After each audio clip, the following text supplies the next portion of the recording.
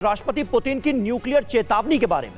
कुछ देश nuclear test की तैयारी कर रहे हैं। ऐसा हुआ तो रूस भी एटमी टेस्ट करेगा, यह पुतिन ने कह दिया है। रूस के पास अमेरिका से ज्यादा शक्तिशाली एटमी हथियार हैं। हिरोशिमा में गिराए बॉम्ब से ज्यादा ताकतवर परमाणु बॉम्ब हैं। और देखिए, इस बीच एक और बड़ी खबर है। ड्रोन वॉल पर यूरोप में मतभेद पैदा हो गया।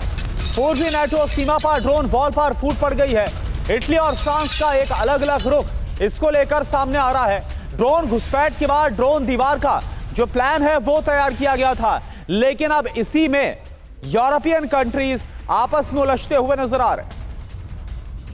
तो रूस का ड्रोन प्रहार यूरोप में अब दो फाड़ कैसे है? बड़ी बात क्या है? ड्रोन दीवार को लेकर यूरोप में मतभेद पैदा हो गया है। फ्रांस का क्या कहना है? ड्रोन दीवार की प्रक्रिया बहुत ज्यादा जटिल होने वाली, कॉम्प्लेक्स होने वाली है। ड्रोन दीवार से ज्यादा एयर डिफेंस की इस वक्त जरूरत है, यह फ्रांस की तरफ से मांग है। हवा में मार करने वाली रक्षा प्रणालियों की आज ज्यादा जरूरत है। इटली का क्या रुख है?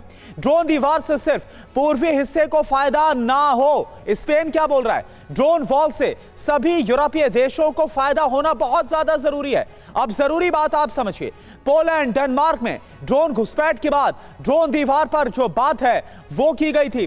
ड्रोन दीवार पर कोपेनहेगन में 27 यूरोपीय देशों का मंथन भी हुआ था, लेकिन अब इसी फैसले को लेकर फूट पड़ती हुई नजर आ रही है।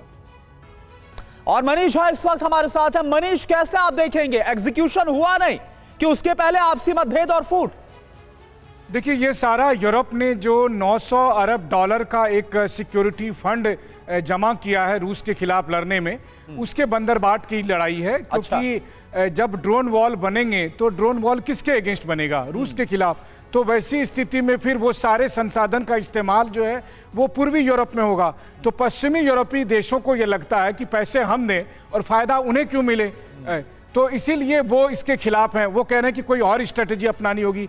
दूसरा, फ्रांस और इटली जैसे मुल्क के पास दूसरे और बड़े एयर डिफेंस के मैकेनिज्म हैं। वो चाहते हैं कि उनकी बिक्री हो, उनकी खरीद की जाए, ना कि जैसे कोई अल्टरनेटिव निकाला जाए जो दूसरे देशों को फायदा हो। तो ये दरअसल उस बंदरबाट की लड़ाई है जिसमें वो ज्यादा से ज्यादा यूरोपीय फंड को अपने हिस्से लेना चाहते हैं। और इन सब के पीछे एकमात्र कारण है रूसोफोबिया, यानी कि रूस हमला कर लेगा और इसीलिए हमको रूस से बचने के लिए ये सब करना पड़ेगा। और यूक्रेन की तरफ से यूरोप के मद्देनजर इस रूसोफोबिया को बढ़ाने की हर मुमकिन कोशिश की गई और उसका नतीजा भी अब हमारे सामने